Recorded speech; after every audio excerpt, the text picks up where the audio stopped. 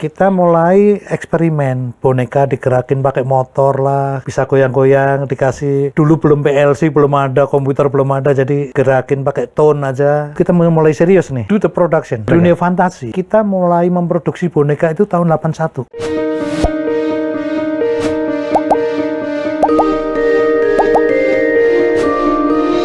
Namun saya mungkin orang nggak banyak kenal ya, beliau siapa, namanya juga mungkin lingkungan terbatas, tapi elit ya, investor yang kenal beliau, dan beliau juga dikenal secara internasional. Ini guru saya, kalau kita bicara tentang taman wisata, theme park, inilah mbahnya. Dan beliau involved di hampir semua theme park di Indonesia. Ya, ini senior saya, guru saya, Pak Teddy Darmanto. Apa kabar, Pak? Baik, kabar baik. Kabar ini kayak baik. Highlander ya, umurnya berapa sih? Kalau umur, sebetulnya next year 70. Wow. Jadi, but age is just number. just number. Karyanya yang penting ya. Karyanya yang penting, abadi. Jadi kalau Anda tahu Dufan, ini karya beliau ya. Tapi kita akan ingat, kenapa akhirnya Pak Ciputra percaya beliau membangun Dufan. Pak, background dulu kerja pertama di mana ya, Pak? Memang ikut Pak Ci? Oh, enggak. Sama sekali enggak. Saya meninggalkan sekolah, itu sebetulnya karena berbagai masalah, tetapi saya akhirnya lari ke Jakarta. Lari ke Jakarta, dan dunia yang saya terjunin serius pertama sebetulnya fashion. Fashion. Bapak arsitek kan? Saya basicnya ada arsitek nggak selesai, Oke. seni rupa nggak selesai. Oke. Kemudian dengan basic seni rupa tadi, kemudian jadi fashion designer. Dalam waktu yang sangat pendek, saya sudah masuk 5 besar bersama beberapa teman lah, nggak perlu disebut. Angkatan ya. siapa waktu itu ya? Sebut aja biar kita tahu. Zaman itu salah satu fashion designer yang oke itu Siapa? Radian bersama Yamin? saya Pak Rahadian Yamin. Oh, Mas Rahadian Yamin, Pongki Suwandito, dan seterusnya lah. Oke.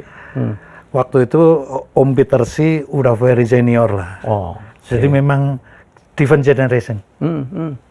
Gitu. Tapi ya waktu itu saya merasa jenuh. Terutama jenuhnya itu begini. Pada waktu zaman saya terjun di dunia itu, kita membuat baju itu begitu mudah dijual. Karena belum ada garment factory. Jadi orang pilihannya ke penjahit atau baju dari luar negeri. Ya. Kalau ada itu baju merek tertentu yang baju kemeja laki. Ya. Merek tertentu. Nah, dunia itu rame, semua dengan fashion design, kemudian ekstrim nih, zaman umur saya 22-23. Saya itu untuk kepentingan fashion tadi, dalam setahun bisa 3-4 kali ke luar negeri hanya belanja kain. Karena zamannya memungkinkan. Kenapa? Orang selalu mencari baju yang nggak ada yang sama. Jadi kita belanja ke Singapura, belanjanya nggak jauh-jauh sih, Singapura, Hong Kong, Bangkok. Iya. Tapi yang kita pilih motif. Iya.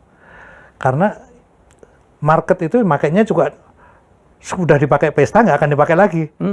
Jadi bukan soal kualitas, tapi motif menjadi penting. Nah, pada saat mulai garment industri masuk, fashion mulai masuk, production terkikis nih. Menjadi nggak menarik lagi.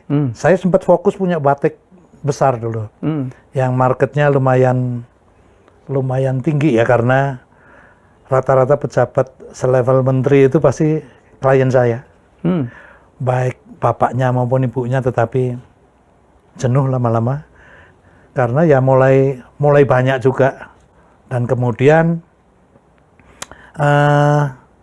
saya gabung tanda petik karena tidak tahu juga, karena penasaran, karena ada iklan yang mencari orang tapi kualifikasinya begitu banyak. Apa nih, iseng lamar gitu. Tapi tetap nggak diperhatiin. Tiba-tiba begitu masuk ternyata sebuah organisasi di bawah Pak Ciputra. Oh, gitu. Itu yang membawa Bapak akhirnya, saya potong ya, karena Pak Teddy ini kalau Anda pernah ke Universal Studio yang ada di Hollywood ya Pak ya? Yes. Jadi beliau ini yang salah satu tim ya, kreator dari Conan the Barbarian, Terus apa mulutnya Jaws ya Pak ya? Ikan Jaws. Ikan Jaws itu loh. Jadi itu karya beliau sama King Kong itu di film King ya Kong Pak? di tangannya ya. Tangannya. Ya, jadi kan ada King Kong tuh. Ya. Jadi kalau itu adalah karya beliau. Karena beliau inilah ahli dari apa? Audio animatronic. Audio animatronic. Ya. Kok sampai terdampar begitu? Oh, terdampar lagi. Sehebat itu gimana sih, Pak? Jadi gini. Waktu sudah bergabung di Ancol, jadi kita juga belum tahu namanya dunia fantasi pun belum tahu. Betul. Kita dikumpulin, Pak Ji selalu minta create something yang sebetulnya beliau juga nggak tahu apa nih. Cuman ngimpi seperti mau Disneyland. Kita belum pernah pergi ke sana. Jadi ngimpinya itu kan nggak, kadang-kadang kita nggak ngerti apa ya. Puterin real film 8 bili itu. What is Disney? Ya udah cuman dari itu. Oke. Kita mulai eksperimen, boneka digerakin pakai motor lah. Bisa goyang-goyang, dikasih dulu belum PLC, belum ada komputer, belum ada, jadi gerakin pakai tone aja, bisa gerak. Sampai kita presentation kemana-mana pakai itu. Singkat cerita, sebuah bank yang nasional yang mau membiayai. Dengan adanya biaya itu kita mulai serius nih. Oke, do the production. Sebetulnya Istana Dunia Fantasi. Dunia Fantasi. Kita mulai memproduksi boneka itu tahun 81. Wah, itu tahun saya masuk Jakarta itu, Bos. Udah mulai. Karena banyaknya boneka yang digerakkan tuh 640. Jadi mulai kita nggak mikir, pokoknya ada material kerjain. Karena gerakannya lebih sederhana. Oke, setelah produksi kita panggil orang. Dulu sangat sulit ya mencari konsultan ya. Internet belum ada. Apa-apa kita modalnya, kalau saya ada bos yang ke luar negeri, saya cuma minta oleh-oleh satu. Bapak ke kota mana? Kota sini. Tolong Pak, ambilin Yellow Pages.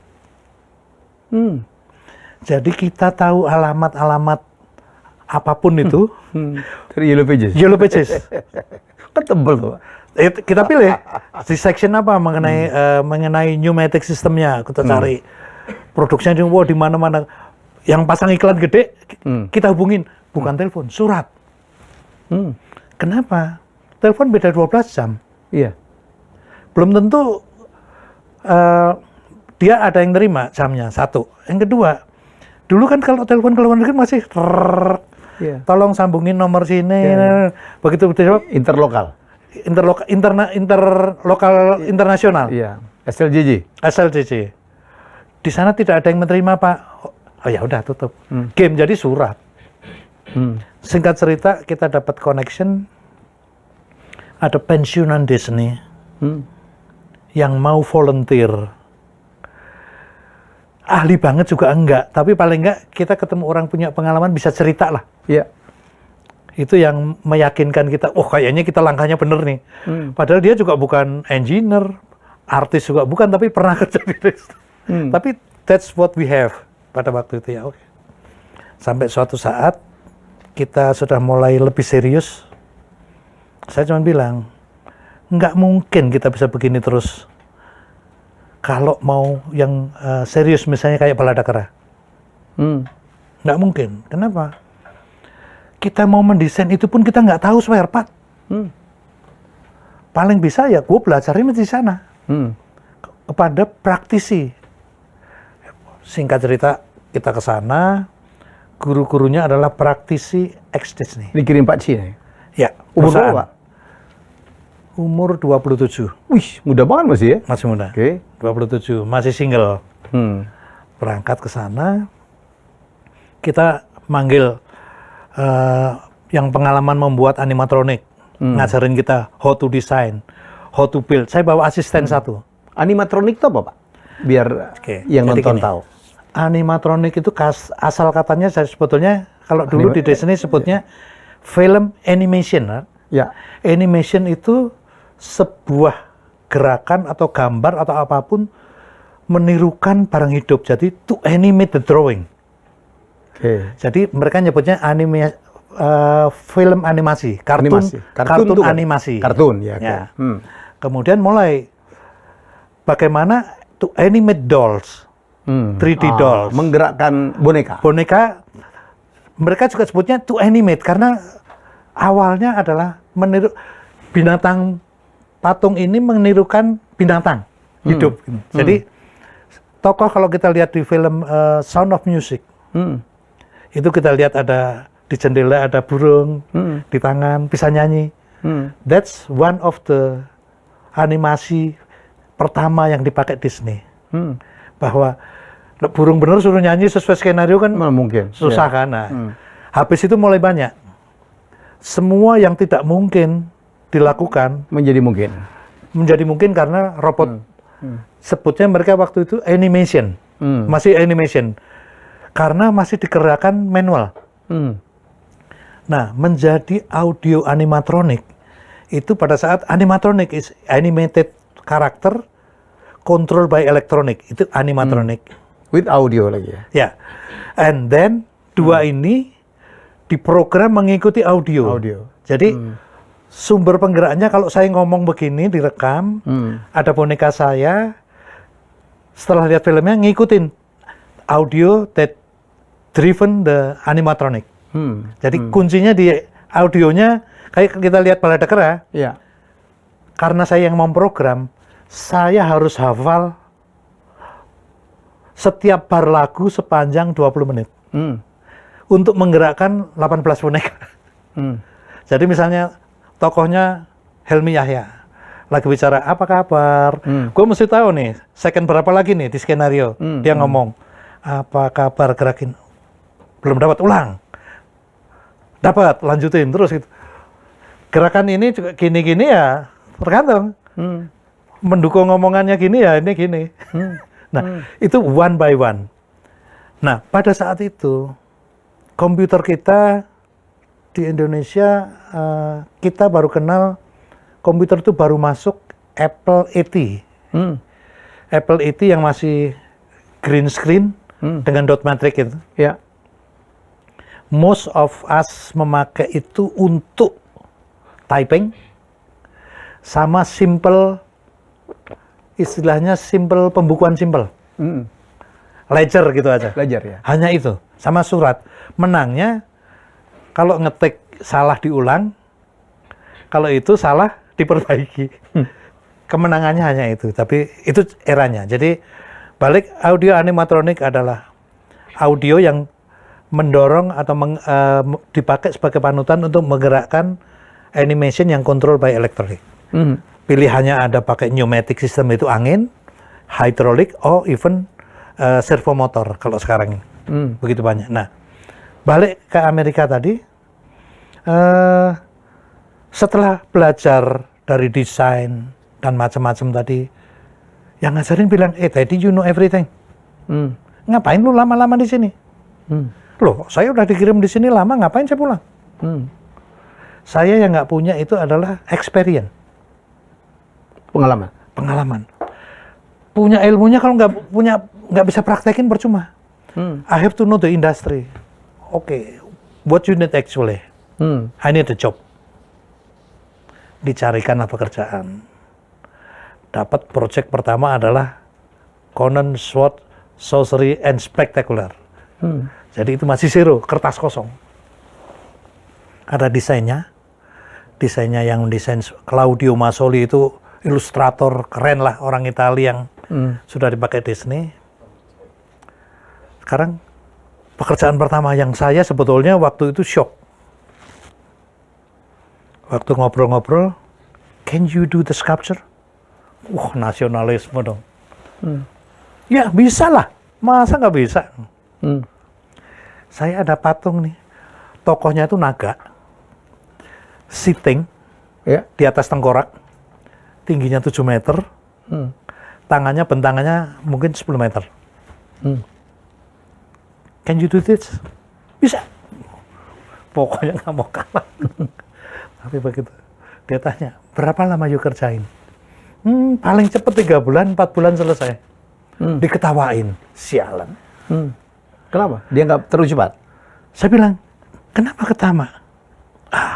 Di Amerika ngerjain seperti itu 3 minggu sudah selesai. Oh, 3 minggu? Mati. Ya malu tapi nggak mau kalah lah. Saya bilang, oke. Kalau di Amerika, orang Amerika bisa 3 minggu, saya pasti bisa. But show me how. Show me the material. Dia bilang, oke, let's go. Dibawa ke workshop. This is the material, what we call polyurethane. Apa ini? Menggut-menggut caranya, kerjanya dikasih tahu, prosesnya gini. Are you confident? Sure. Saya tanya yang support saya kan, material ini gampang. Oh biasa kan yang gampang. Nanti you minta hari ini, besok ada di kantor semua. Oke, sanggupin 3 minggu. Jadi nih. 3 minggu jadi? 3 minggu jadi, sudah di coating fiberglass, tinggal painting. Sudah dibawa ke Universal Studio.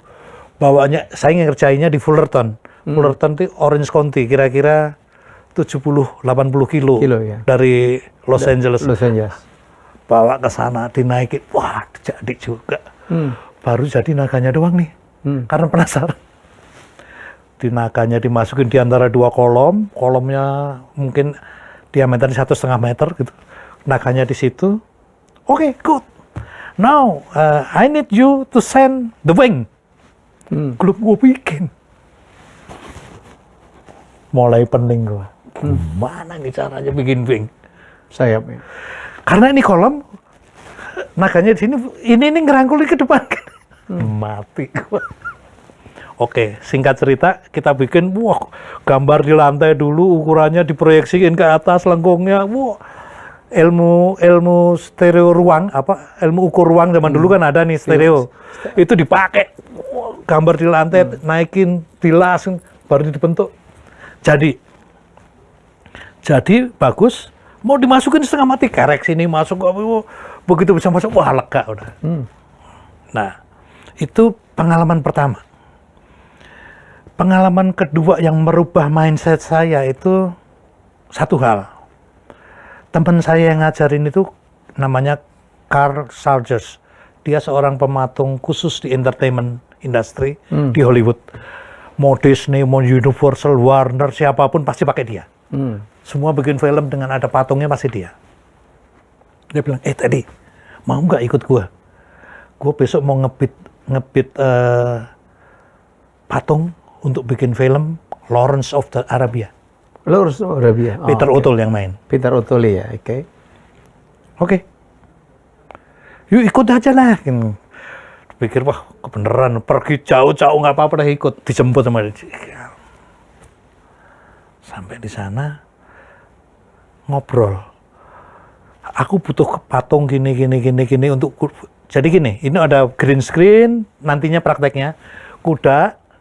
Kudanya look real, dinaikin Peter O'Toole, naik ini, yang jalan ini, layar, film. Zaman dulu kan masih seperti itu.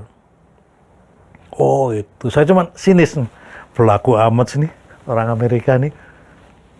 Karena masih cetek ilmunya, jadi nganggep remeh. Yang saya surprise itu bilang, oke, let me see the script. Dia minta skenario, berlaku amat sih. Mau disuruh bikin patung aja minta skenario. Dibaca sekilas. Oke, I got the script. Let me study for about 7 to 10 days. Oke, let's do it. Next 10 days, you visit here. We have meeting. Yeah, because I need sometimes to do the research. Seniman berlaku amat sih riset gitu. Where you gonna do research? Waktu itu ya, kan belum ada internet, belum ada, pokoknya dia risetnya ke Museum Nasional. Dia riset segala macam. Saya masih pulang dianterin dia itu. Ini seniman Amerika ini berlaku ya. Mau bikin patung kuda aja, research. Oke. 10 hari dijemput saya. Di situ saya malu. Dia presentasi. Oke. Saya sudah baca skenario. Dari skenario saya pelajarin sejarahnya. Siapa dia ini, pangeran ini? Orang tuanya siapa? Wow, dia rinci, detail. Oke. untuk kelompok raja ini dan level bangsawan seperti ini, pangeran seperti ini, itu ada aturannya. Kudanya hanya kuda-kuda ras tertentu dengan jenis tertentu. Oke. Apalagi dia akan jadi putra mahkota. Hanya kuda itu dengan pola warna yang khusus. Wah, gue mulai malu nih. Ternyata gue yang keminter. Jadi kuda yang belang, anatominya gitu. Dia sebutin anatominya begini, gini. At the end, kuda is kuda. Di mata semua yang nonton film. Iya. Yang nonton film, kuda is kuda. Tetapi dia melakukan riset untuk melengkapi bahwa yang dilakukan benar. Nah, itu yang saya bawa pulang dan saya tularkan kepada teman-teman yang bergerak di dunia seni. Data research very important to support the karya. Soal karyanya bagus apa enggak relatif. Tapi bahwa you ditanya, you bisa jawab. Historiknya ada, datanya ada. Nah, itu semua sebetulnya yang membuat saya lebih confidence pada waktu pulang membangun Dufan dengan membentuk tim yang secara besar-besaran. Tadinya kelasnya kelas studio lah. Tapi begitu pulang, no, I need this. Aku butuh bengkel yang besar, peralatan harus komplit. Dan seterusnya, dan seterusnya. Sehingga bengkel itu sendiri dulu disebutnya Band Duva. Kita udah mulai punya nama dunia fantasi. Jadi Band Duva itu singkatan dari bengkel dunia fantasi. Pak, sebelum ke Dufan, lanjutin dulu Pak. Bagaimana akhirnya Pak Teddy bisa berkarya di Universal Studio Los Angeles? Jadi patung naga tadi itu part of the show di Universal Studio. Yang namanya Conan the Sword and Sorcery itu setnya itu ada naga itu. Nah, kemudian setelah patung jadi, dia mulai percaya. Kamu bisa bikin set dekornya? Oh, bisa lah. Itu ada ilustrasi gini, oh nanti saya terjemahkan. Dia bingung. Lu bisa bikin patungnya, bisa membuat gambarnya. Oh ya, can do that. Semalam gua kerjain, jam 2 selesai, pagi-pagi. Ya belum ada lah dulu komputer. terus. Jadi di atas kertas gede-gede. Jadi gulung, saya kasih ini, tolong presentasiin. Dipresentasiin. Approve, dia bilang. Langsung? Approve. Pulang dari sana, approve. Now, you have to calculate. Budgeting dong ya? Budgeting. Tadi, gimana nih? Desainnya udah diterima, ngitungnya gimana? Saya bilang, gini, aku bisa ngitung. Tapi saya butuh reference. Kalau di sini kira-kira habis berapa gitu? Wah, dia kotak-katik. Segini, let's say 10. Angkanya 10 misalnya. Oke, saya punya reference. Kalau nggak ada reference, saya takut juga. Referensinya di sini 10. Saya bisa bikin dengan 5, you sudah untung. Dikirim. Langsung pulang dari Los Angeles, angkanya approve. Tapi mereka minta mock up, mati gua. Salah satu mock up yang saya desain itu, terserah yang mana aja mock up mengenai material, kenapa you bisa murah. Saya udah, padahal ilmunya baru dapat tuh, polyurethane saya pakai. Di sana nggak pakai tadinya. Untuk set dekor nggak pakai. Saya pikir, waduh, kalau lihat polyurethane cepet, dan kemudian coating resin dan fiberglass, kan jadi enteng dan murah, cepet. Gue pakai itu. Gue bikin akar pohon sama batu-batu gitu, kira-kira ukurannya 2 meter kali 3 meter. Ada akarnya keluar. 2 hari selesai. Dibawa ke sana. Approve. Oh, jadi Pak Teddy kerja di Jakarta? Enggak, di Fullerton tadi. Oh, di Fullerton, oke. Di Fullerton. Ya udah, kerjain. Nah, itu gue yang benar-benar gila nih. Enakan kerja di Indonesia. Jadi tukang sendiri, jadi connect sendiri. Ya, di sana ya? Lah, jadi orang kan susah kan? nyari orang susah kan? Mahal. Satu, komunikasi gue masih terbatas kan? Zaman segitu gue masih ya Inggris, Tarsan lah. Jadi mau nyuruh-nyuruh bahasa tukang juga gak ngerti. Iya. Kerjain sendiri, kalau kerja sampai jam 2 malam. Kadang-kadang tadi tomorrow you nggak bisa kerja karena paginya dipakai syuting tempatnya. Jadi kalau mau datang sore atau next day, ya gitu loh pokoknya ngikutin jadwal dipakai syuting ya udah. Singkat cerita jadi, terus bikin ada naga yang nyembur api. Nah ini kalau dilihat di Google Conan the Sword and Sorcery gitu, show-nya nanti masih ada. Nah itu termasuk ada kan adegan, kan saya pernah nonton tuh Pak, saya nggak tahu itu karya Pak Teddy, yang ada batu besar yang gelinding gitu ya? Oh itu bukan, itu Disney. Oh beda lagi? Itu Disney, itu Disney apa namanya? The Barbarian? No, that's apa namanya? Film. Oh Indiana Jones ya? Indiana Jones. Sorry, That's Indiana Jones. Kalau yang saya buatin on stage. On stage. On stage, so the people sitting di tribun. Oke. Jadi sitting itu mampu sitting 2.000. Artinya every details orang bisa lihat karena nggak bergerak. Kalau yang show dark ride gitu kan kita ngelihatnya sekilas digelapin hilang. Kalau ini nggak on stage. Panggungnya mungkin sekitar 45 meter wide. Agak kerucut gitu. Iya. Itu campuran teknologinya ada magician, animatronic, special effect dan lain-lain semua ada di situ. Termasuk misalnya gini, screen, layar. Panggung teater begitu kan selalu ada proscenium, ada layar. Itu saya dulu waktu bikin nggak ngerti bahwa layarnya akan begitu show perdana, saya juga kaget. Ini gimana ya supaya panggung nggak kelihatan? No worry, we have a special effect that cover all everything inside the stage. Oke. Begitu show tahu nggak? Itu tirai itu air dengan pressure tertentu, terus kemudian ada yang dripping, jadi kita dengar suara air kucuk di dalam panggung semua blackout. Dari dalam panggung dikasih lampu ke arah screen.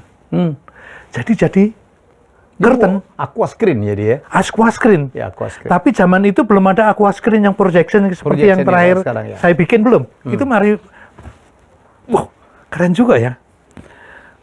Begitu show mau mulai, lampu di audience meredup, buka layarnya yang seru. Pakai strobo.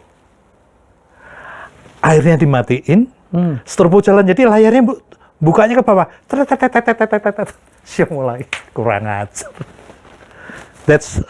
Itu Conan. Jadi saya terlibat di situ sampai end. Yang program saya nggak ikut program, membuat fisiknya ya. Tapi yang kita perlukan pengalaman itu adalah kerja fisik. Kalau program itu di ruang tertutup ya, itu lebih mudah. Jaws juga begitu ya? Habis itu Jaws? Jaws itu fisiknya, ikannya. Itu bersama-sama setelah itu berturut-turut. Pak Teddy yang bikin Jaws itu? Ya. Termasuk gerakannya gitu ya Pak ya? Sampai sekarang masih ada kalau nggak salah ya? Tapi kan itu mungkin sudah kopi kesekian ya. Kopi kesekian karena... Tapi yang pertama kan Pak Teddy yang buat ya? Wow. Oke, kita lompat. Habis itu Bapak baru pulang ke dunia fantasi lagi? Jadi waktu mau pulang ke Ancol, itu sebetulnya ada teman-teman arsitek yang juga dikirim ke sana untuk kepentingan lain di kota lain. Mereka udah report ke Jakarta, mereka pulang duluan kan. Teddy nggak balik nih. Nggak bakal balik nih orang. Nggak bakal balik. Di sana laku. Duitnya udah banyak. Mungkin lebih karena laku ya, lebih depresi. Tapi saya juga bimbang. Pulang nggak. Di sana bilang, you nggak usah pulang. You di sini kerjaan nggak akan berhenti, semua saya urus. You tinggal kerja. Saya pikir-pikir, wah tapi kalau saya pulang, di Indonesia belum ada nih. Pikiran cuman, ini industri ini belum ada nih, aku harus pulang kayaknya. Akhirnya pulang. Jadi waktu saya pulang itu semua surprise. Kan nggak mungkin saya nelpon laporan. Saya tetap secara rutin, secara profesional membuat laporan mingguan. Ke Paci? Ke Ancol lah, lewat direksi Ancol. Itu juga datangnya 2 minggu, jadi nggak dibaca juga kali. Tapi ya kewajiban saya lakukan. Jadi waktu saya tanya, loh Yuk katanya dengar-dengar mau nggak pulang. Lah Bapak nggak pernah baca laporan saya. Ya mungkin di sekretaris. Siapa bos waktu itu, Pak? Waktu itu Pak Arianto, almarhum. Okay. Almarhum. Jadi pulang dari sana baru punya confidence yang tinggi. Dan saya bisa berdebat dengan mudah dengan semua yang lain. Enggak. Gue yang belajar, ilmunya tuh begini. Udahlah, jangan terlalu berteori. Misalnya contohnya gini, ada suatu saat waktu membuat Baladakra, ada tanda petik engineer senior dan sekelompok bilang, Teddy, yang lu buat itu tidak efisien. Dia bilang, oke. Maksudnya, nggak bisa. Pneumatik segede itu masa cuma gerakin tangan. Harusnya lebih kecil bisa daya. Oke. Terus caranya gimana? Enggak dong, bebannya dihitung. Nanti tentukan silindernya gini, coba jalan nanti. Oke, gini dah. Saya bikin yang ini cara saya. Bapak juga ini bikin. tim ini bikin cara dihitung. Baladakra udah selesai, dia belum selesai nih. Satu kera. Kenapa? Karena begini. Pada waktu dia membuat ekstrim aja, tangan ini diangkat begini. Yang ini tok nih, ini belum nih. Ini kan. Dia ngitung beban ini. Dipikul oleh pneumatik ini, tekanannya segini cukup nih. Ya memang kalau lagi begini, tapi begitu bonekanya begini, Mi, gerakin nggak bisa. Nggak bisa. Gaya beratnya berubah. Ngangkat badan juga, begitu tangannya ke depan gini semua, pas diangkat, digedein juga. Nah, di Amerika pun pernah saya tanyakan sebetulnya, apa nggak sebaiknya dihitung? Tadi, semua yang dibuat hanya satu. This is the show. This is not a production. This is show. Very exclusive. Misalnya saya membuat sebuah patung animatronik Helmy Yahya untuk sebuah purpose, misalnya acara ini. Helmy Yahya bicara, dibuka dulu, halo apa kabar, gini. Purpose-nya hanya itu. Ngapain gue hitung? Gue lakukan seperti eksperimen, kegedean kecilin, kurang kuat gedein. Begitu jadi udah. Kecuali kalau gue mau bikin patung itu 100, 1000, kita hitung supaya efisien. Tapi yang dihitung sudah ada contoh dulu jadi. Gitu. Nah, gue udah dapat jawaban itu, kok ada yang bantah yang nggak ngerti gitu ya. Belum lagi keterbatasan bahwa kalau gue mau pakai pneumatik atau hidrolik dengan silindernya yang sesuai ukuran, beli di mana? Jadi waktu pulang dari Amerika, saya udah bikin list. Kira-kira yang banyak dipakai di Amerika apa nih? Untuk toko-toko begini. Tipenya apa? Gue list. Dan gue pulang gue minta beli ini. Kenapa? Ya hanya cara ini. Jadi kalau gue punya spare part, pasang, nggak jalan, kurang kuat, ganti ada. Mau cari di toko, belum ada. Semua partnya gue masih beli di Amerika. Impor semua? Impor. Impornya juga kita beli di sana, dikirim, udah nggak ada pilihan. Setahun kemudian setelah dunia fantasi buka, wah banyak supplier ngirimin, pasti kan ada yang bocorin, ini spare part yang banyak supplier, tapi oke lah. Itu ya yang terjadi. Nah, memang saya selalu tekankan kepada teman-teman yang lebih muda sekarang. Teknologi itu hanya support. Jadi teknologi robotik bisa gerak itu support. The most important itulah apa yang mau disampaikan. Apa yang mau disampaikan. Purpose-nya ini apa, mau bikin apa. Setelah purpose-nya ada, baru kita bikin. Supaya purpose ini tercapai, butuh supporting apa. Jangan kebalik. Kalau kebalik itu jadi pameran teknologi tapi hambar. Saya selalu kasih contoh sederhana gini. Wayang kulit. Tak kasih ke Helmy Yahya. Digerakin gerak nggak? Gerak. Tapi dikasih dalang yang punya popularity nama besar, gerakannya sama, tapi beda. Yang satu ditonton, yang satu kagak. Very simple seperti itu. Itu kira-kira garis besarnya seperti itu. Karya Bapak pertama setelah pulang Baladakra itu ya Pak ya? Istana Boneka itu udah. Ini ya? Lihat yang kita pakai indahnya dunia milik kita semua.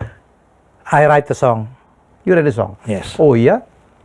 Katanya Pak Purwa di situ ada peran apa ya Pak? Aransemen kah? Porwa itu generasi berikutnya. Sebelumnya Mas Gatot ya? Bukan. Dari periode pertama itu yang banyak bantu saya adalah komponis besar Sudarnoto. Sudarnoto. Oke. Dan itu dulu juga mengajak beliau mau bantu itu setengah Susah mati. banget ya? Susah. Susah Jadi karena lagunya yang kompos Pak Teddy ya? melodi yes. Tapi aransemen and everything Pak Sudarnoto. Oke. Keren ya. Itu setiap benua Pindah-pindah. Wah, gitu. itu ada cerita seru. Iya. Itu cerita seru setelah Dufan buka. Karena yuk ngomong lagu itu ya. Pada waktu Dufan buka. Begitu meledaknya kita. Kita juga presentasi di AYAPA. AYAPA itu International Association Attraction Park and Amusement Park and Attraction di Amerika. Kita hire sebuah konsultan untuk mempresentasikan. Kita kan presentasi internasional ngomongnya Lepotan. terus nyusulnya kan kita nggak tahu. Dan mereka presentasi itu the whole presentation full surprise. Bahwa ini misalnya contoh, this is the first theme park in the world that all floors covered with ceramic tiles. Wow, semua. Karena ceramic tile itu kan barang mahal. Di sana kan dipakai indoors. Sementara kita kan kayaknya mahal, padahal enggak. Kita hidup dari sponsor. Semua itu gratis dari sponsor. Kita tinggal mendesain. Terus kasih tahu lagi, ini baru buka kurang lebih 4 bulan.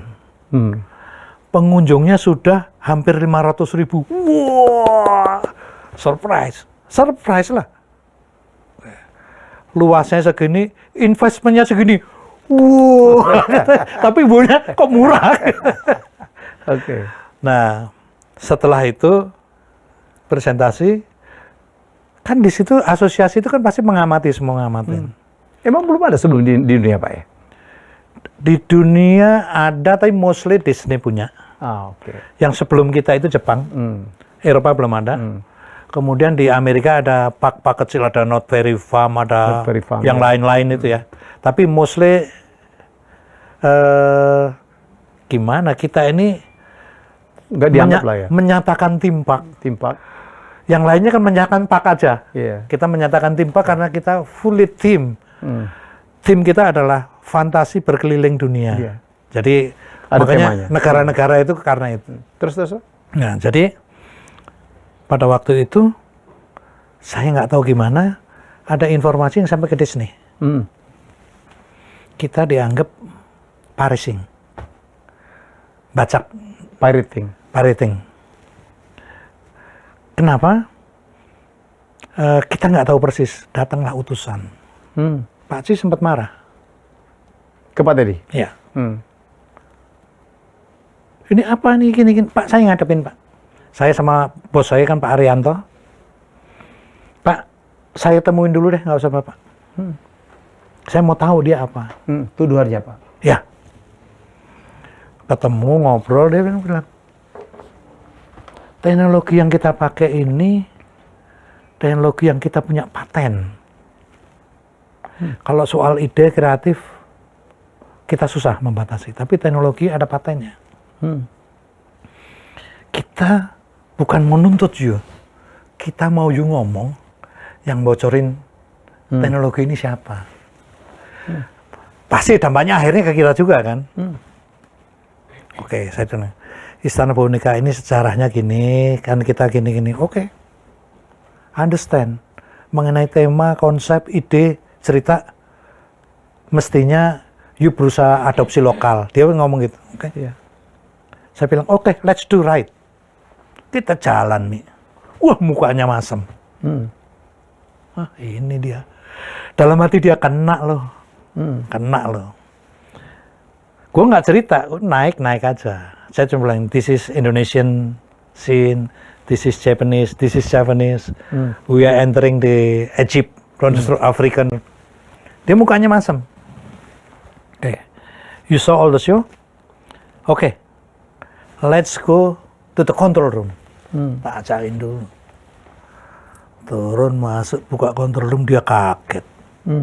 What is this? Oh, this is the computer that control. Pokoknya kita diangkat primitif lah. Mungkin terbelakang jauh kan, jadi wah, segede gini. Komputer gue itu mungkin sepanjang dinding ini, Mi. Sepanjang dinding ini tingginya 2,20 meter. Terbagi dari berapa gitu. Karena setiap satu gerakan, satu kontrol. Jadi Istana Boneka itu 645 persisnya gerakannya. Gerakan. 645. Terus lampunya kedip. Asal kedip itu berarti sana gerak. Mati, sana berhenti. Tak. What is this? Dia kaget. Di ujung itu gue punya mesin lebarnya 1,60 meter, tingginya 2,20 meter, tebalnya 60. What is this? This is the playback audio and control system. Dia mulai bingung nih. Teknologi apa ini? Saya bilang, saya terbiasa urusan dengan recording di studio. Yang terpikir oleh saya very simple. Saya harus mendeliver sejumlah lagu yang berbeda di 18 sound. 18 sound itu di Istana Boneka. Gimana caranya? Teknologi nggak, yang dia bayangkan tadi kan pakai komputer. Repeater komputer, kemudian ada sequencer yang bisa ngatur. Wah, pakai sinyal nanti perahu lewat. Boro-boro kita ngerti, itulah nggak ngerti, jauh banget. Jadi satu track, satu sound. Satu track, satu sound. Kayak sequencer aja, Pak? Sebetulnya mirip kalau kita di show recording. 18 track aja ya? Show 18 track, tapi satu-satunya independen. Tetapi semuanya dalam ketukan yang sama, dalam bar yang sama. Dalam melodi yang sama. Aransemen beda ya? Aransemen beda. Okay. Jadi lihat indahnya dunia titik Indonesia. Milik kita semua nih ting tang ting teng teng. Panjangnya ini sama, secondnya sama. Yang sini pakai tang tang tang tang tang tang tang tang tang Cina gitu kan. Ya. Tapi jatuhnya sama. Nah, saya bilang kalau di sini musik Jawa, di situ adalah musik Jepang. You lakukan adalah mixing di studio. Saya tidak mixing di studio. Semua flat. Nggak bingung kan? Yang saya dengar nggak begitu. Let's selesaikan dulu saya bicara. Saya rubah mixer itu adanya di telinga pengunjung. Jadi telinga dia yang berfungsi sebagai mixer. Yang diputer mah polos-polos saja. Gimana caranya? Jadi gini, kanal ke sana, kita meluncur ke sana kan. Semua speaker itu saya adepin ke telinga kata.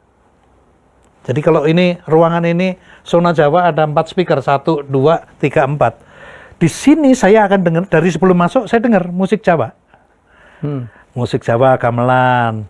Begitu saya udah dekat ujung situ, yang musik sana Jepang kan suka ngadep ke situ, mulai bocor dong. Jawa dan Jepang mulai campur karena beatnya sama, ketukannya sama kan jadi nyampur. Nggak ada masalah. Nyampur kan? Kok mulai ada instrumen Jepang nih. Makin maju yang Jawa ketinggalan karena ngadep belakang. Wah, kok bisa pindah ke Jepang? Semua orang berpikir musiknya pindah-pindah pakai teknologi. No. It's your ears. Kaget dia? Kaget dia. Salaman. Salut saya dengan teknologi primitif bisa menghasilkan seperti high tech yang saya pikir. Oke. Clear, Mi. Dia bilang ternyata dengan teknologi sederhana dan primitif bisa menghasilkan sesuatu seperti high tech yang kita pikirkan.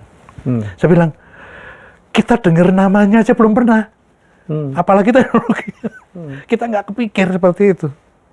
Nah itu Pak Sernoto canggih, membuat aransemen dan recording, the whole recording, itu live music, zaman itu belum ada MIDI. Main bareng aja semuanya. Gamelan bawa, seperangkat gamelan. Pemusik Jepang, datengin dari kedutaan musik Jepang, India, vokalnya, bener-bener, semua. Pak Sernoto canggih. Dan semua ditulis partiturnya langsung. Baca. Jadi Tahu nggak operatornya? Siapa? Operatornya fenomenal. Peter Gonta? Alex Kumara. Alex Kumara. Is doing the operating of recording Istana Boneka. Almarhum. Almarhum. That's why saya dekat dengan beliau. Dari tahun 83 itu saya dekat sama beliau. Jadi Purwa itu yang di terakhir ya Pak ya? Purwa itu periode pada saat saya mulai membuat show-show di panggung Maksima awalnya. Oke. Jadi saya sudah tidak mungkin memakai gaya Pak Sornoto. Satu, mungkin outputnya sama market sudah berbeda. Kedua, kecepatan. Kecepatan begitu dites nggak bagus, rubah kan. Purwa itu baru mulai pakai sequencer pertama itu, awal-awal. Jadi lebih lincah. Another genius. Nah, habis itu sebagian besar Purwa. Most of my project selanjutnya Purwa. Baladekara Purwa? Baladekara masih Sudarnoto. Yang pertama. Yang pertama. Yang berikutnya Purwa. Saya Baladekara itu nonton yang paling berkesan. Sabut tangan, babucu, ampat. Ya. itu semua pemainnya pemain top. Pemain top Indonesia. Artis ya? Artisnya, musisinya. Pengisi acara, pengisi suara juga? Pengisi suara yang paling dikenalin itu adalah Didi Petet kan? No, zamannya Didi Petet belum apa-apa lah, masih mahasiswa lah. Jadi? Gatot Sunyoto. Gatot Sunyoto. Yang jadi MC, nah apa kabar itu Gatot Sunyoto. Gatot Sunyoto. Yang belagu-belagunya gitu, pas Gatot cocok. Almarhum. Dengan tongkinya dulu ya? Tongki, ya, saya bilang pokoknya hilangkan itu, be yourself, lu jadi kera, rasanya kera. Jadi karena dia rasanya kera, jadi harus tengil. Nungguin recording seru, sampai pagi terus. Oke, Pak. Gitu. Itu yang di depan. Tapi memang proyek yang lebih challenging adalah berikutnya. Ramain Sinta? Ada Puri Misteri. Puri Misteri. Kemudian Rama Sinta. Puri Misteri jadi gini. Dulu kita terlalu yakin bahwa semua kita bisa. Puri Misteri itu adalah mungkin satu-satunya di dunia. Sebuah wahana dari konsep, konten, rights, dibikin sendiri 100% di bengkel kita. Wahananya yang bisa muter-muter itu dibikin sendiri. Memang ada kendala di wahana, kita tertunda 7 bulan. Karena ternyata waktu muter, jalannya melengkung gini, ternyata gardannya itu nggak bisa. Dia harus kayak gardan mobil. Kita nggak kepikir. Karena jalannya pelan, tek, kayak orang jalan kaki pelan gitu kan. Ternyata ngunci. Akhirnya kita konsultasi sama ahli-ahli mesin dari ITB. Dia pelajarin, Pak, ini nggak bisa pakai gandar kayak kereta api. Iya. Pakai rel loh ya? Pakai rel. Pakai rel. Iya. Nggak bisa pakai itu. Terus pakai apa? Dia harus kayak mobil. Waduh, jadi semua kendaraan itu copot, gandar belakangnya diganti gandar mobil. Dimana mobil itu kan gini, Mi. Kalau mobil belok ke kiri, roda yang kiri putarannya sedikit, yang kanan banyak kan. Nah itu nggak bisa putarannya banyak terus yang ngunci. Gitu, waduh. Jadi, setelah itu kita sadar, ngapain kita buang energi untuk rights-nya. Ramasita kita rights-nya beli. Setelah itu, ngapain? Terlalu mahal eksperimen kita dan tidak akan dibikin lagi. Kembali. Siapa yang mau bikin lagi sama kan? Nggak mungkin. Ramasita kita wahananya beli. Cuman kontennya lebih canggih. Jadi di tempat saya itu mulai dari ide, skripnya, sampai dialognya, production, mechanical-nya dari sculpture sampai mechanical, setelah jadi dipasang di lapangan, decoration plus program. Gitu. Pak, betul saya bilang, Pak, tadi hampir ada di hampir seluruh timpak-timpak hebat di seluruh Indonesia ya. Sebagai desainer, konsultan ya, Pak ya. Ya, jadi yang pasti beberapa tempat rekreasi itu pada waktu mau memulai ngundang saya. Ngundang saya diskusi, minta pendapat.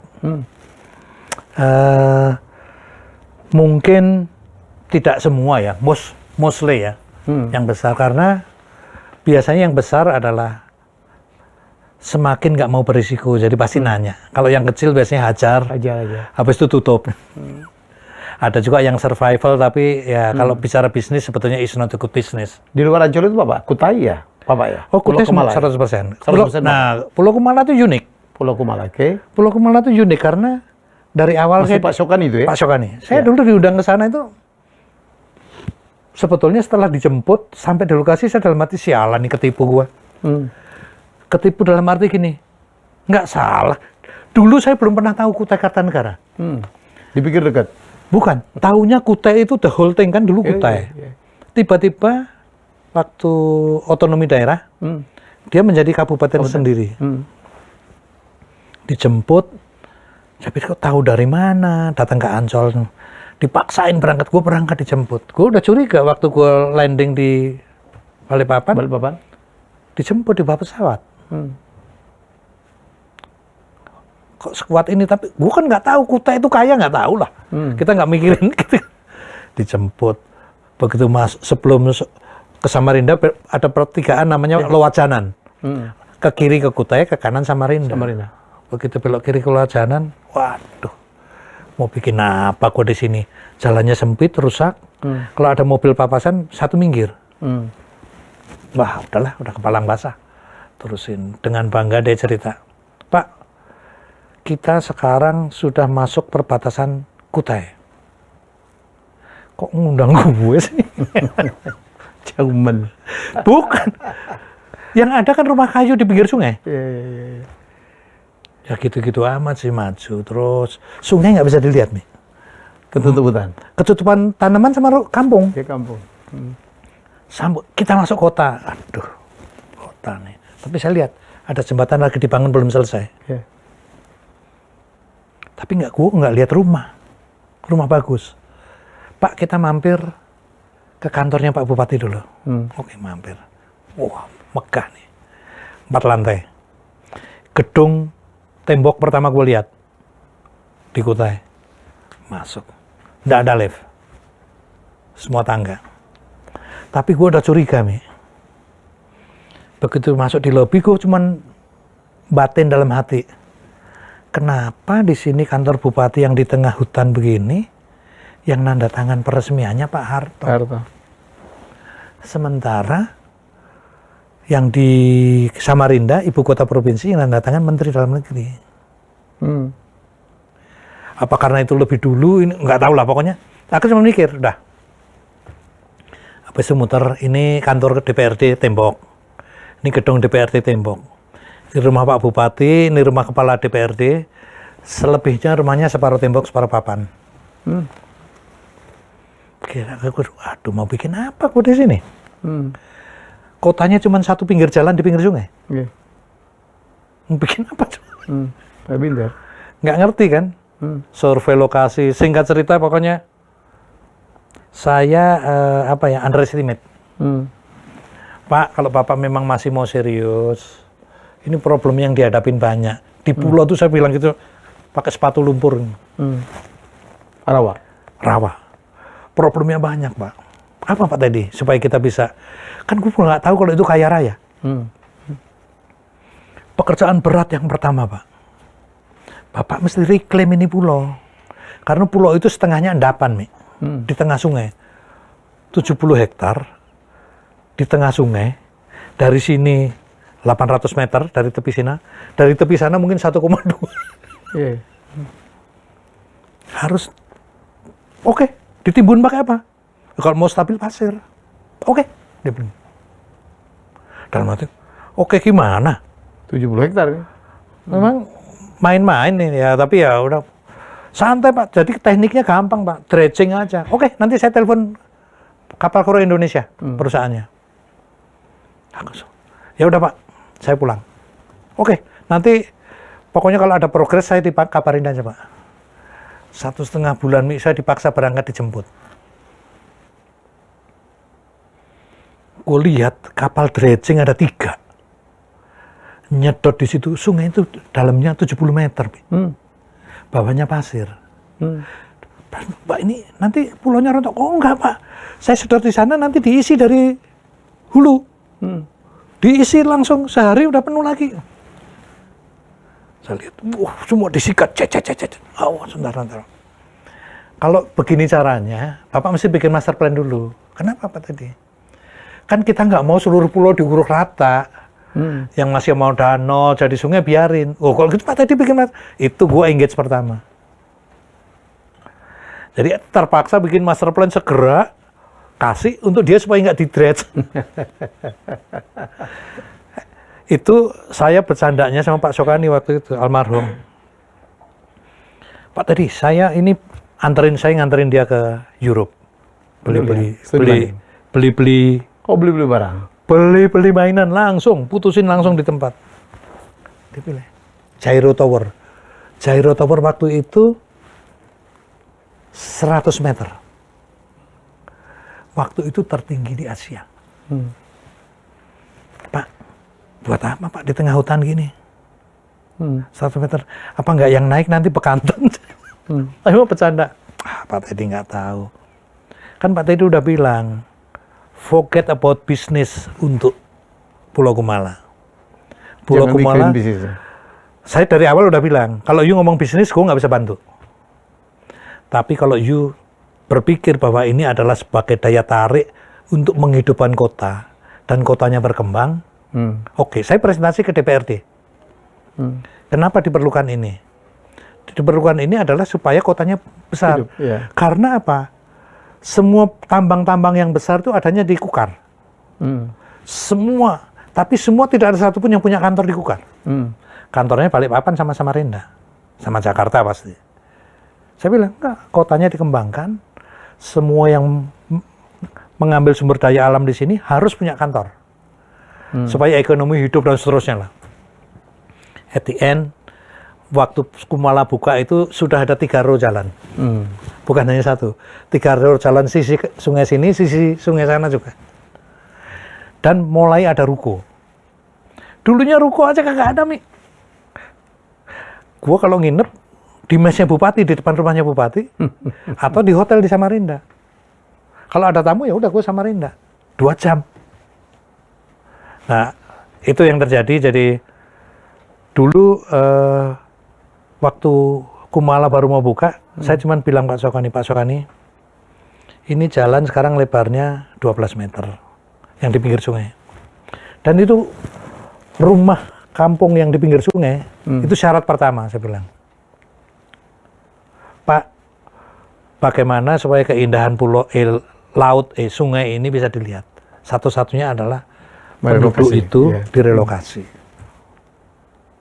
Saya suruh presentasi ke masyarakat. Mati. Gue takut juga sih kan. Gue tahu di situ Dayak kan takut. Ya oke lah. Tapi pasti kan takut menyakiti orang. Karena direlokasi kan. Sudah saya jelasin, Pak Sokani bilang, Bapak, Ibu pakai bahasa sana. Nggak usah khawatir. Tidak ada ganti rugi. Kan, semua gini kan. Ganti untung. Bapak Ibu pindah, saya ganti untung. Tanahnya saya kasih gratis, bangunannya saya hargain. Jadi tidak ada ganti rugi di kita. Ganti untung. Mau pindah semua, bersih. Dan jadi saya bilang juga, di pinggir sungai harus dikuasai pemerintah. Itu jadi civic center, kantor pemerintah gitu loh, supaya gengsi. Nggak ada warung kopi, bangsa nggak ada. Kalau kafe boleh lah. Nah, habis itu ada hotel 3 lah waktu itu. Nah itu, Pak. Itu kemudian nyebut nama nggak enak ya. Tapi yang pertama adalah Bandung, kemudian Makassar. Bandung yang kita itu ya? Ya. Habis itu terus. Ya, saya belajar banyak dari proyek Bandung. Habis itu baru. Nah kalau yang pemerintah daerah banyak ngundang saya, terutama saya bilang lupakan mau membuat dunia fantasi. Kenapa? Karena kalau ngimpi jadi dunia fantasi, lupakan. Dunia fantasi itu diuntungkan, Ancol diuntungkan karena dia pelopor. Jadi ikonnya Indonesia pada waktu itu. Kalau di tempat lain jadilah ikon di daerah. You nggak perlu muluk-muluk kok. Gak perlu gede-gede. Ngimpi turis datang, investment gede, kalau nggak datang bangkrut. Bangkrut. Jadi harus terukur. Nanti ada teorinya sendiri kalau soal itu. Jadi rata-rata saya lebih menasihati berbasis lokal, berbasis market lokal. Hitungan demografisnya ya Pak ya? Ya pokoknya semua harus sesuai gini. Yang paling sulit itu kayak gini. Tempat rekreasi rame di Sabtu Minggu itu gampang. Senin sampai Jumat ya? Senin sampai Jumat itu jumlahnya banyak. Jumlahnya 5 hari. banyak, kosnya per day sama. Gitu malah. Oke. Sekarang Pak, Saloka yang terakhir ya? Yang smart. Yang terakhir, Saloka sebelum COVID ya. Jadi Ya. tempat rekreasi di Indonesia ini yang diresmikan Menteri Pariwisata hanya baru 2. Pertama, Dunia Fantasi, diresmikan oleh Pak Ahmad Tahir. Dulu Menpar Postel, jadi tahun 85. Terus ada lagi Saloka, diresmikan oleh Pak Arief Yahya, 2019. Jadi Juni 2019. Habis itu COVID. Habis itu COVID. Jadi baru 2 yang formally secara official diresmikan oleh menteri officially. Oke Pak, kalau kita ngelihat prospek bisnis tempat wisata menurut Pak Teddy untuk Indonesia gimana ya Pak? Ini habis COVID nih. Oke. Jadi selama orang paham membuat tempat destinasi wisata yang memerlukan crowd, itu harus dipahami dulu bisnisnya. Oke. Banyak yang me too. Mohon maaf, terlalu banyak yang di sana bikin apa, saya juga bikin. Itu kelangsungan hidupnya tergantung tren. Begitu trennya ganti atau trennya sudah nggak laku, dia tewas. Karena saya beberapa yang tanya ke saya, Pak, saya mau bikin tempat rekreasi seperti ini, gini, goalnya gini. Saya selalu gini, sebelum minta tolong desain saya atau nasihat saya, kita diskusi dulu, ngobrol. Saya bilang, no charge, kita ngobrol. Buat saya ilmu kepake lebih baik daripada disimpan.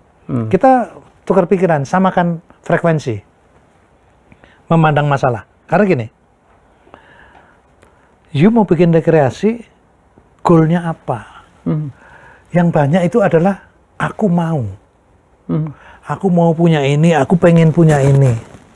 Pertanyaannya kan berikutnya, apakah yang kamu mau dan kamu ingin itu dibeli oleh orang? Masyarakat. Kalau you bikin untuk itu, saya diskusi dalam satu diskusi, wah saya sukanya gini Pak, gini. Ya udah, kalau diturutin itu, don't ever complain kalau nggak laku. Karena ya kan kita ini bukan buat untuk kita itu kan hobi. Yus biayain suka-suka lu happy boleh, tapi begitu you nggak return teriak. Karena tadi saya bilang ini public facility, destination untuk public facility masuknya kategorinya, maka publiknya mesti dipilih dulu. Segmentasi, ekonominya apa, geografisnya di mana, pastikan dulu. Setelah itu yang you yakin marketnya yang mana. Baru kita buat oke, kalau seperti itu berarti produk apa yang cocok itu. Jadi kreativitas harus datangnya belakangan berbasis data. Jangan dibalik, ide gila dulu, dibuat, dipas-pasin, ya, dijual setengah mati juga nggak laku. Ini yang suka terbalik-balik itu sebetulnya.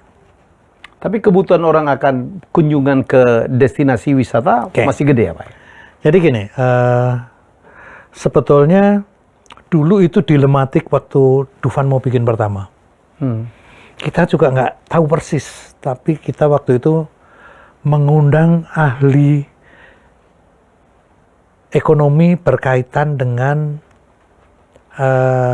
bisnis pariwisata, khususnya rekreasi. Kita punya sampai 3 orang berbeda di kurun waktu berbeda dari Amerika. Yang waktu itu sebetulnya karyawan setengahnya demo. Gila. Gaji kita setahun buat bayar dia sehari aja gedean dia. Gitu. Jokesnya begitu. Masyarakat karyawan itu demo gitu, tapi nggak apa-apa.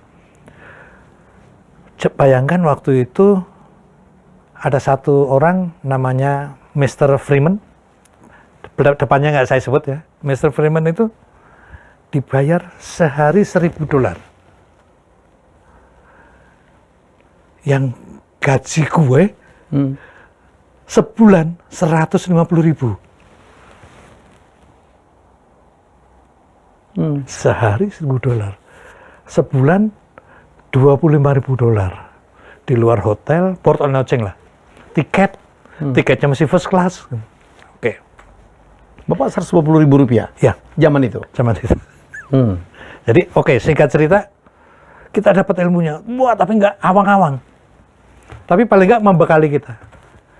Datang yang kedua. Jagoan banget. Basisnya orang India. Orang India yang kerja di Amerika, di entertainment itu jenis itulah. Gitu. Kita mulai dapat basis yang lebih napak bumi. Bagaimana membuat FS-nya. Bagaimana menghitung desain capacity sama desain bisnis. Wah, itu dapat dari dia. Canggih, pinter. Nah, begitu mulai mengarah benerannya, kita butuh ahli yang lebih marketing. Itu kan pertama ide kreatif yang gila-gila, yang kedua yang lebih nginjek bumi untuk merealisasikan itu menjadi sebuah perencanaan, yang ketiga jago marketing. Yang di marketing ini baru ternyata cara komunikasi, cara mengenali market itu dari mereka. Jadi bagaimana menghitung pengunjung agar bisa tercapai ini polanya, wah itu dari dia. Jadi kita tiga itu. Dari tiga itulah yang membuat kita lebih confidence melangkah. Walaupun waktu Dufan dibuka ya luar biasa antusiasnya. Kita buka Agustus 85. Kita presentasi di Amerika tadi saya cerita November. Jadi Agustus akhir ya, September, Oktober, November. 3,5 bulan. Novembernya akhir ya. Katakan 4 bulan. 500.000 pengunjung. Itu yang di Amerika tepuk tangan berdiri, standing ovation. Gitu. Jadi berapa tahun Pak di industri ini Pak? Saya terjun ini 81. Wow, jadi 42 tahun? 42 tahun. Masya Allah, seumur gue di Jakarta tuh ya. Dan itu saya selama bekerja di industri ini belum pernah mendapat assignment tugas spesifik. Maksudnya? Semua lebih banyak dari usulan kita, fight sampai diterima, setelah diterima dibangun, dioperasikan, diserahkan, usul ide baru lagi. Jadi tim saya itu begitu happy-nya dulu bekerja, karena nggak ada, yuk bikin ini, targetnya ini, target pun kita yang nyusun. Segmentasi kita yang nyusun, jadi itu saya banyak di industri ini, sebagian besar yang bergerak di industri ini yang sekarang private sector, kebanyakan adalah bekas tim saya karena dia tahu A sampai Z. Gitu. Luar biasa. Jadi, oh ya Bapak di ini juga ya, advisor di Taman Mini juga ya Pak? Taman Mini Indonesia. Jadi sebetulnya ada beberapa periode bertahap. Kemarin terakhir juga diminta advisor sebelum perubahan. Jelang G20? Sebelum, jadi ya, pada sebelum, waktu peralihan. Waktu masih yayasan saya bantu. Tidak formal tapi sering bantu. Rapat dan macam-macam. Terus kemudian dari yayasan diambil seknek. Seknek ya. Saya diundang lagi untuk bantu klarifikasi sama mengarahkan segmentasi.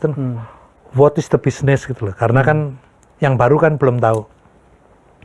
Cuman setelah mulai formalisasi organisasinya lebih tepat, saya bilang harus cari orang yang seperti ini, dan ada pilihan yang sudah dipilih.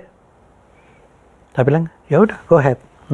Pak tadi bantuin, mungkin apa namanya, nafasnya menjadi berbeda. Karena nafasnya berbeda, kalau saya pasti akan banyak friksi. Kalau saya pasti fokusnya adalah bagaimana produk ini menjadi sesuatu. Helmi tadi bilang bahwa mungkin banyak karena saya memang begitu. Concern saya adalah produknya yang ke depan. Ya. Bahwa kemudian orang tahu, oh dulu dia ikut bikin ini, tapi sebetulnya aku lebih mau produknya yang di depan. Ya. Itu yang sedikit nggak ketemu, jadi saya menyampaikan saya di luar aja. Nanti kalau butuh sesuatu boleh kontak saya. Gitu. Pak, sekarang Taman Mini udah berubah ya Pak? Udah berubah ya In term menjelang of what? G20. In term of physical kali ya? Oke, Taman Mini itu sebenarnya terbagi ada 3. Satu adalah accessibility. Ya. Di dalam teori yang saya selalu bilang, accessibility adalah suatu kunci suksesnya sebuah produk.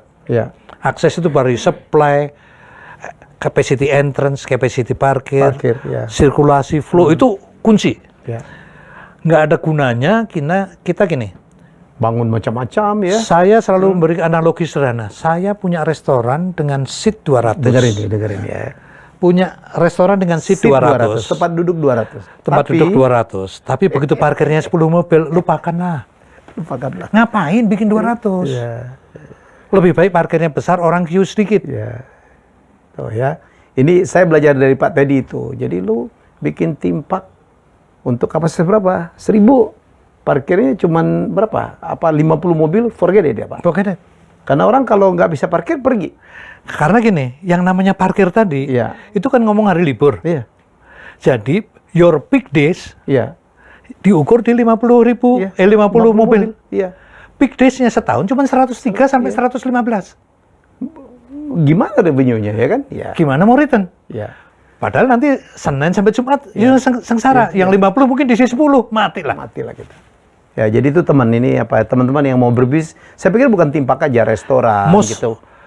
Semua public facility harus pikirin gini, yang kita objeknya itu bukan eksklusif, Ya, beda. ya. Eksklusif beda. premium beda. Premium beda. Karena premium itu you come with the driver, Ya, di drop off, parkirnya di mana, nggak ada Dimana masalah. aja nggak ada masalah. Walaupun di kota besar sekarang ini ada pilihan yaitu valet. Iya. Valet tapi berapa sih yang mau di valet gitu? Di mana valetnya itu problem sendiri. Tapi very basic. Ya, jadi kembali ke Taman Mini tadi, satu itu. Yang kedua, Taman Mini itu ada yang namanya fasilitas-fasilitas yang dimiliki Taman Mini langsung. Museum dan lain-lain. Itu dimiliki Taman Mini langsung, jadi kedua. Kemudian kita mempunyai Taman Mini mempunyai archipelago. Di mana archipelago itu awalnya idenya adalah bahwa this is the window showcase of Indonesia. Yeah. Ini pulau-pulaunya, dan pulau itu direfleksikan kalau ini Jawa di sini, Jawa Barat pasti di sini Anjungan Jawa Barat. Betul. Jawa Tengah. Oke. Terus jadi itu melingkar. Oke. Yang di utara ditarik ke utara dan seterusnya. Tetapi Anjungannya is owned by province. Jadi Otonomi sendiri-sendiri, kan? Jadi dulu begini, waktu dibangun, Pemrakarsa itu membuat museumnya, sirkulasinya, blockingnya, kemudian mengundang provinsi Pemprov. untuk investasi, kekuatan seni budaya, dan semua hal yang berkaitan daerah di suatu lokasi tertentu. Jadi itu jadi window of the Indonesianya province. Ya. Sehingga acara resmi provinsi selalu di sana dulu. Dan di sini ditampilkan seni budaya terus. Jadi itu yang ketiga. Yang selanjutnya adalah bisnis yang menyangkut hiburan. Dibangunlah fasilitas-fasilitas yang mendatangkan uang. Bisnis aslinya adalah pintu gerbang saja. Anjungan tidak dipungut. Nah, jadi masalah pada saat berganti pimpinan kepemilikan. Jadi Taman Mini itu dulu dibiayai oleh dana yang dikumpulin oleh ketua Yayasan Harapan Kita. Untuk bangun itu. Donasinya dari macam-macam, ada yang kalau orang bilang katanya kalau Aira sekarang bilang, wah kan terpaksa, ya mau terpaksa apapun, tapi bukan uang negara.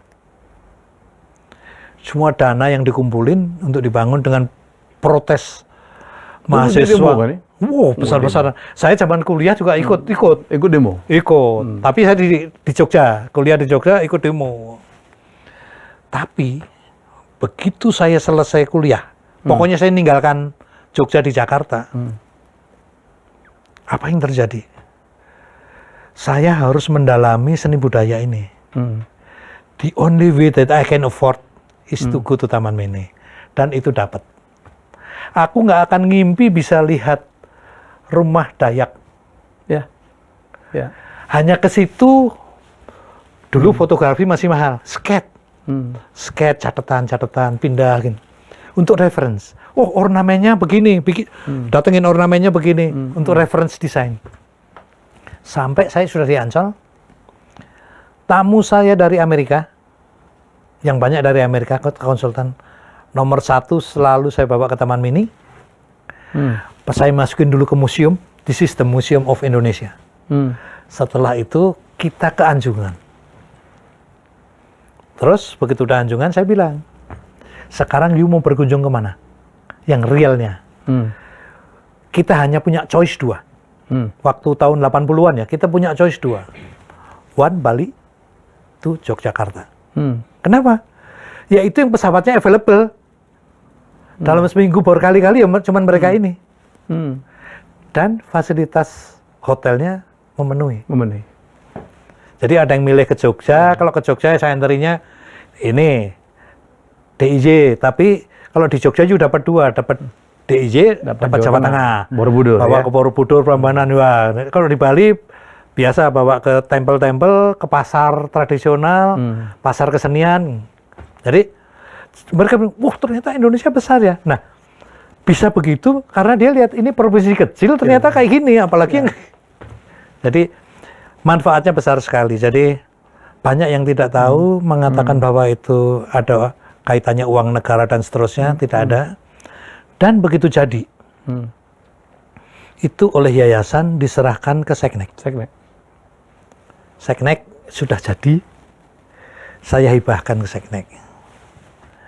Sekneknya bisa karena takut, karena yang nyerahin ketua yayasan, bisa karena memang artis sebenarnya kan jawabannya gini, saya tidak punya anggaran, saya tidak punya kemampuan, dan seterusnya. Bagaimana? Saya terima tapi saya serahkan kembali untuk dioperasikan, pengelolaan. Nah, yayasan kan juga pening dong. Udah bangun, ditunjuklah pembangunan saya. Jadi periode awal Taman Mini itu yang pengelola pembangunan jaya CQ Ancol. Sekarang kan udah berubah lagi ya Pak ya, persiapan G20. Nah, Pak, jadi tadi ngelihat sesuatu. Jadi gini, pada waktu di take over Seknek, ceritanya nggak usah kita bahas. Seknek menunjuk salah satu konsultan, yang kebetulan kawan kita juga, tapi dia nggak tahu tadinya. Waktu dia ditunjuk, dia bilang, saya nggak gitu ngerti industri ini. Buat master plan. Kebetulan dalam suatu rapat, saya juga diundang. Lah, kalau ada Pak Teddy, gua aman. Artinya ada yang direct saya. Jadi mulai kita rapat. Dia membuat sebuah konsep. Saya bilang, konsep basicnya harus dipenuhi. Tadi yang saya bilang tadi, sirkulasi, parking, supply, macam-macam, accessibility, semua pun. Wah, dia yakin. Cara menghitungnya, capacity-nya. Previous sebelum COVID, Taman Mini itu second largest population visitor di Indonesia. Setelah Ancol. Which is waktu itu 6,5 juta. Saya cuma bilang, kenali market you siapa, don't ever change. When you change, you start from zero. From zero itu bisa sukses, bisa juga enggak. Karena apa? Cara masyarakat misalnya gini, Helmi aja. Are you willing to go to Taman Mini? Sudah berubah loh. Pasti. Karena sebelumnya prototipenya sudah ada. Untuk bisa merubah itu kan perlu waktu. Nah, apakah dengan waktu itu bisa survive management operation? Itu akhirnya dibuat rencana. Saya bilang priority cost. Tolong dilihat. Karena kemampuannya membayar kembali adalah dari pendapatan. Oke. Kemudian setelah hitung-hitungan, singkat cerita, di package cost-nya menjadi cost yang ditanggung APBN. Saya bilang lain cerita, silakan. APBN kan nggak perlu return. Ya. Kalau nggak perlu return kan ya terserah. Tetapi kemudian desainnya dirubah. Dan pada waktu desain dirubah, saya ditunjukin oleh salah satu direksi. Oke, nggak apa-apa juga. Tetapi tolong diperhatikan yang saya bilang itu. Yeah. Your parking capacity dulu 6,5 juta itu, hitungan parkirnya ada caranya, teorinya ngitung. Karena dulu parkir masuk ke dalam ya Pak? Masuk di dalam. Sekarang kan only pedestrian. Termasuk yang saya bilang bahwa di dalam nggak boleh ada parking saya. Itu untuk merubah. Ya, tetapi syaratnya ya harus disiapkan parkir. Nah, jadi ini yang kurang yang sekarang ya Pak? Iya. Bisa dikatakan begitu kan ya? Gini, kalau saya hitung-hitungan data aja. Ya. 6,5 juta dibagi 1 tahun. 1 tahun, mobilnya berapa, Ya. datanya ada, puncaknya berapa mobil dan low-nya berapa. Artinya kalau di dalam udah nggak boleh kan itu didorong keluar. Kalau didorong keluar berbasis data yang ada saja. Itu tadi saya bilang, parking itu efektif maksimum pada waktu high season atau peak season. Selebihnya low. Artinya kalau pengunjung kita 6,5 juta setahun, maka sekitar 20.000 sehari lah. Peak-peaknya itu ya, peak-peaknya ya. mensuplai kurang lebih 45-50% total years. Weekend dan hari besar lah ya. Ya, weekend, hari besar, hari libur nasional itu, kalau dia suplainya 45-50% total pengunjung, maka sisanya kan nggak ada masalah. Iya. Kosong karena dibaginya harinya 200 sekian, Iya. 250-an. Yang ini baginya 110. Jadi kan ini capacity-nya diukur di sini. Kalau ini aman, total pengunjung setahun aman. Teorinya gitulah. Ya saya bilang, yo kalau sekarang maksimum capacity-nya segini, parkir. ya, your maximum visitors will be like this, gitu aja. Itu pilihan. Jadi yang Bapak mengatakan bahwa sekarang parkirnya di Taman Mini yang baru itu tidak bisa mendukung proyeksi ya Pak? Kalau dibandingin dengan yang sebelumnya ya? Kalau pakai data yang lalu saja begitu. Ya. Tetapi saya lihat di sosial media bahwa target yang dipikul Ya. bigger. Apalagi bigger ya? Ya. Maka kalau kita ke Disneyland, sebelum masuk theme park-nya, wah parkirnya One to segede-gede gaban ya? One to one. Segede-gede gaban. Jadi kalau istilahnya sepelenya, parknya satu, parkingnya satu, one to one. Jalan gitu ya Pak, gede segede. Dijemput pakai mobil. Dijemput pakai mobil, pakai bagi jalan. Atau pakai parkir, monorail, for free ya. Ini patokan. Pak, satu lagi Pak. Bapak kemarin kan udah sempat ketemu Ilham ya dari Nimo. Jadi dia mendisrupsi industri pariwisata dan sekarang udah hari ini udah hampir 7 Pak. What do you think about anak muda ini? Jadi gini, saya juga bicara sama Ilham. Ya. Dia tanya ke saya, dia tanya, Pak tadi aku programnya gini, yang you lakukan bagus, tetapi, ada tetapinya selalu, gini, you harus, visi you harus jelas. Visi you apa? Kalau visi you membangun tempat rekreasi yang long lasting, forget it. Forget it. Ya. Tapi kalau you bisnis dengan term waktu tertentu, short term aja ya? Short term, boleh.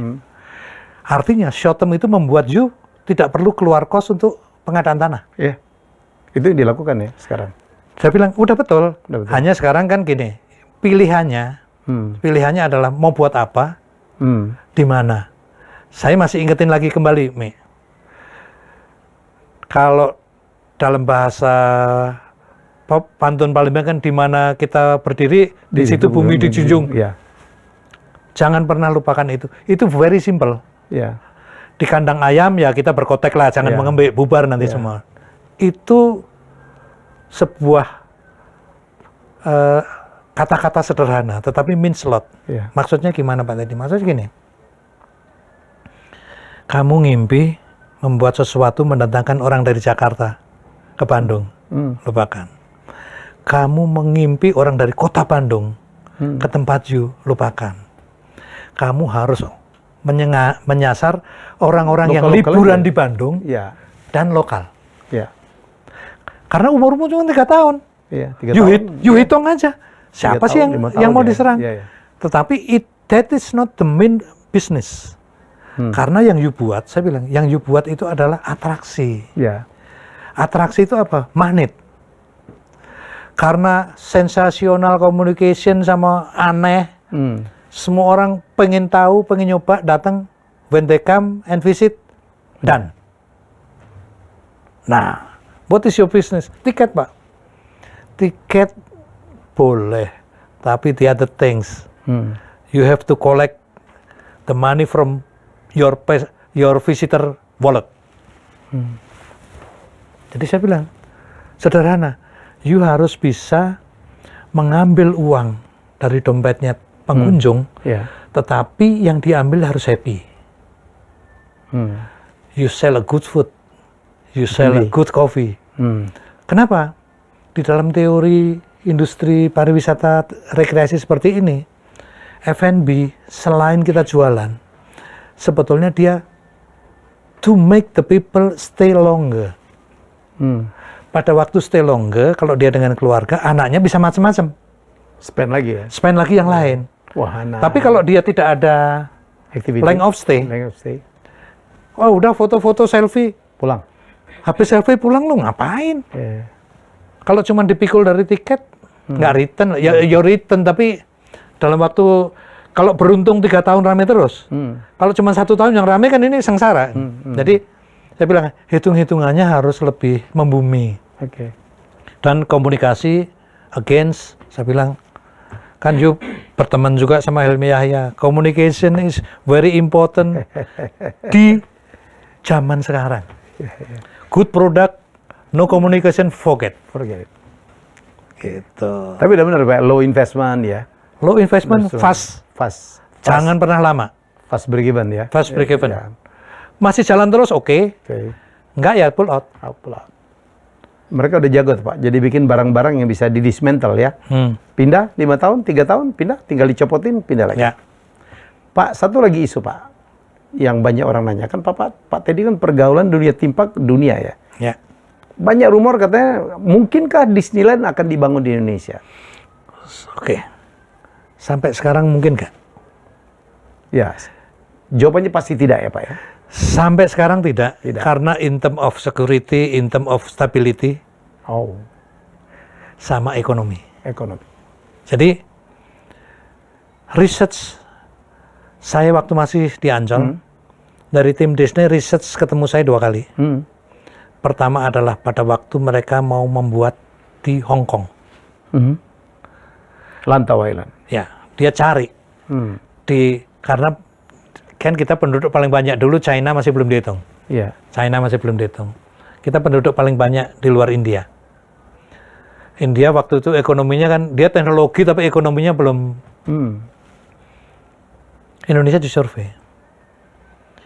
Dia tanya data-data tentang dunia fantasi. Jawabannya, Indonesia not ready. Ekonomi, politik, keamanan, ekonomi. Siapa yang jamin kalau investasi aman? Ya itu ya. Lagi pula sekarang saya pikir forget it Pak ya. Karena Disney udah ada di Hong Kong, udah di Shanghai. Nah, setelah itu yang kedua waktu dia mau buka di Shanghai, research lagi. Saya udah deket-deket pensiun. Dia terpikir, enggak, Shanghai is a lot better. Walaupun waktu di Shanghai baru buka itu effort operatingnya setengah mati karena habit perilaku orang Cina yang ada taman bagus mau kencing, datang ke taman, angkat rok kencing gitu kan, jongkok gitu. Sekarang better. Waktu awal-awal begitu antrean mah nggak peduli meludah. Wow, tapi ya sekarang udah better. Kayaknya bawa kettle sendiri tuh. Mereka bawa. Jadi sampai sekarang mestinya tidak. Demikian juga Universal gitu, nggak mungkin ya. Brand IP yang lain. Brand IP yang lain itu Universal misalnya. Universal lebih nggak mungkin karena dia udah ada di Singapura. Karena kalau dia masuk di Indonesia berarti membunuh yang di Singapura. Warner Bros, Paramount, Legoland. Jadi yang hebat itu pemerintah Singapura dan Malaysia melihat peluang itu. dengan suksesnya USS, Universal Studio di Singapura, itu pada waktu dia ngambil Singapura, dia ambil yang namanya eksklusivitas Southeast Asia. Artinya apa? Dia protect. Kalau ada di Indonesia atau di Bali Yang atau mau di ikut, mana ya, yang mau. buka Universal Studio, Bisa. dia pasti Singapura, subordinate-nya Singapura. Jadi yang investasi, Helmi Yahya investasi Universal Studio di Bali. Oke, you invest, you pikul risiko, you pikul macam-macam, gua dapat untungnya. Pasti untung. Itu kan itu subordinate saya, seperti juga Hotel Hard Rock itu kan begitu. Hotel Hard Rock tuh dipegangin di Singapura. Buka di Bali ya dia mau jungkir balik pokoknya dari karena ini ngambilnya dari atas loh. Iya. Dari gross revenue loh. Iya. Jadi di bawahnya nggak profit bukan urusan. Itulah pada Singapura. Oke Pak Teddy, Oke. gila panjang banget kita. Jadi semoga kita belajar banyak ya. Untuk Anda yang mau bergerak dalam industri pariwisata, saya pikir atau Timpak khususnya, saya pikir juga Anda bisa dapat informasi banyak. Kalau mau tahu Pak Teddy siapa, mau bertemu, beliau orang yang sangat baik hati, mau sharing ya. DM aja ke saya ya, nanti saya akan hubungkan dengan Pak Teddy Darmanto, guru saya. Kita jumpa lagi dengan tamu hebat saya selanjutnya. Bye bye. Oke. Terima kasih sudah menonton Helmi Yahya Bicara. Jangan lupa untuk like, komen, share, dan subscribe.